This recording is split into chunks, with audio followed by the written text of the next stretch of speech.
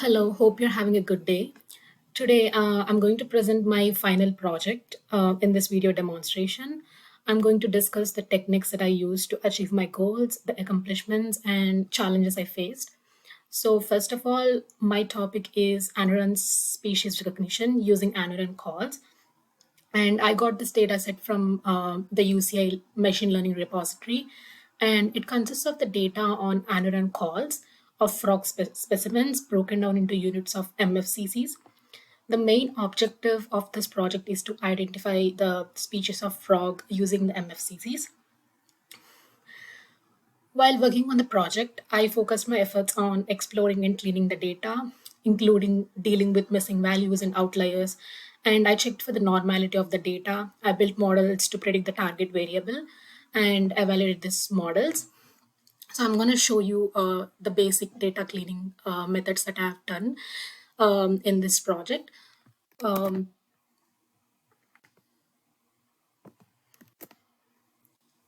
So first of all, this data set does not have any missing values. So I had to include missing values into the data set to in order to like deal with them later. So after adding the missing values, I first checked for the outliers to determine the method of dealing with the missing values. So I noticed that this data set has outliers. So I choose the median imputation method to deal with the missing values, and I used this code to deal with the missing values. I replaced the missing values with the medians of respective columns. And after missing values, now to deal with the outliers, I first checked for the normality of data. I checked for the normality of data by plotting histograms and density curves. So when I look at the density curves, a lot of them are not a proper bell-shaped curve, and usually a normal distribution should have a bell-shaped curve and it should be single peaked. So I noticed that a lot of them are not normally distributed. There are like a few of them which are like slightly normally distributed with slight skew. So I decided that I would deal with outliers by removing them. So I used the z-score method to remove the outliers from the data set. I considered the values which are 3 standard deviations away from the mean as the outliers, and I applied the code to every single variable in the data set to remove the outliers.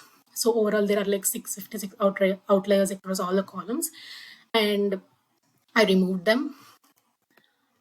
And after the outliers, the next step is that for me to choose which method I should be using to like normalize the data. So um, for this data set, I choose standardizing the data because I wanted to preserve the relationships between the data points for the classification models.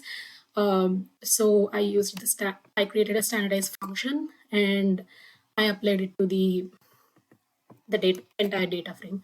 So after standardizing, um, so for the purpose of this project, I tried to build 3 models. One of them is KNN. I choose KNN because it is fast and it classifies based on the vote from nearest neighbors, which I think is relevant to this data set. And I used a naive Bayes algorithm as it is one of the most effective models for data sets with both continuous and categorical variables. It is scalable with the predictors and data, and it also estimates the probability for predictions. And I choose a decision tree algorithm because it works well for large data sets and is compatible with both numeric and categorical data. It automatically has the ability to select the features and select the best features and apply them to predict the target variable.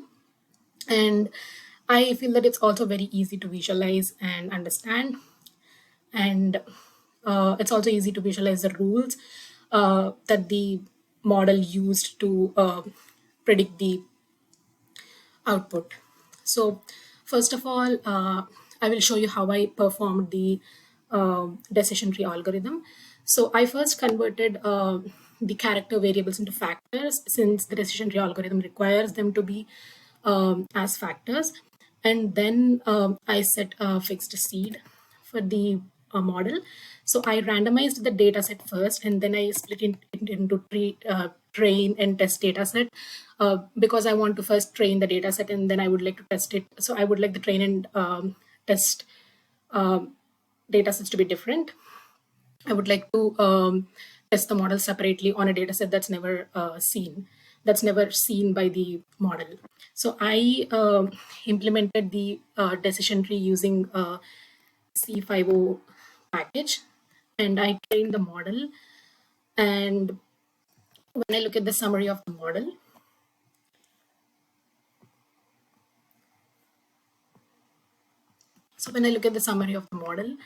um, so this is how the decision tree categorized the target variable. So it like created rules for every level. So for instance, if you take the first one, the first rule says that if the frog belongs to family Bufonidae, it means that it can be classified as Rhinella granulosa species.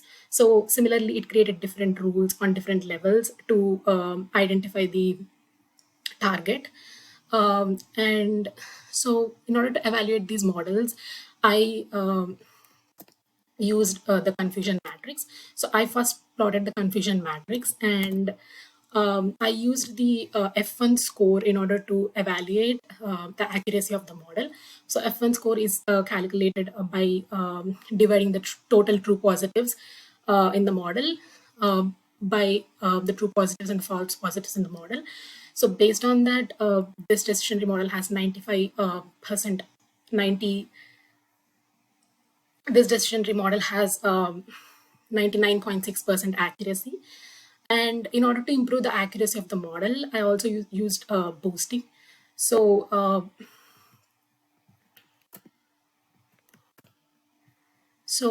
when I boosted the model, the accuracy of the model also increased.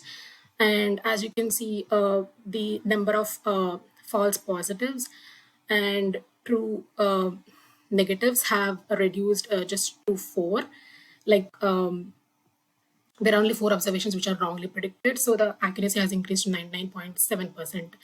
And the next algorithm that I used was the naive Bayes algorithm. So I used the E1071 algorithm for this one. So I followed the same process. I randomized it and I split it into train and test data set. And then I built the model using the naive Bayes function. And after prediction, to evaluate the model, I plotted a confusion matrix. And so based on the confusion matrix, there are 2577 observations that were correctly predicted and 39 observations that were incorrectly classified by the model. So I calculated the F1 score using this one. And based on that, the accuracy of the model is 98.5%, which is slightly less than the decision tree model. So in conclusion, there are like a few key lessons that I learned.